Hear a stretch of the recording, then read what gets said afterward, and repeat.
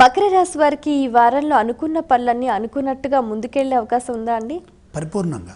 ఎందుకంటే గురుబలం భాగ్యరాశిలో ఉన్నప్పుడు, అలాగే మూడో రాశిలో శుక్ర కుజగ్రహ సంయోగం కూడా వీళ్ళకి అనుకూలంగా మారుతోంది.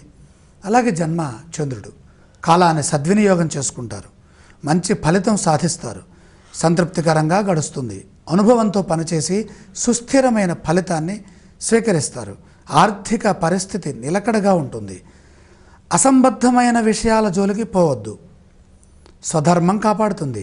కొన్ని సందర్భాల్లో ముఖ్య వ్యక్తులతో తగాదాలు వచ్చే సూచన ఉన్నది. ప్రశాంతంగా మాట్లాడండి, తొందరపడి అపార్థం చేసుకునే పరిస్థితులు రాకుండా జాగ్రత్త పడండి. స్థిరాస్తి పెరిగే సూచన, శుభకార్యాలు జరుగుతాయి, మంచి మనస్సుతో ముందుకు సాగండి. ప్రశాంతంగా ఆలోచిస్తే మనస్సుకి అనుకూలమైనటువంటి ఫలితాలు వస్తాయి, సంతోషంగా గడుపుతారు.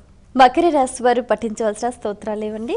సుబ్రహ్మణ్యేశ్వర స్వామి వారి ధ్యానం కార్యసిద్ధినిస్తుంది. ఆలయ సందర్శన క్రమంలో ఏ ఏ దేవీ దేవతలను దర్శించాలంటారు? నాగేంద్ర స్వామి వారి సందర్శనం లేదా సుబ్రహ్మణ్యేశ్వర స్వామి వారి సందర్శనం, ఈ రెండూ మంచివి.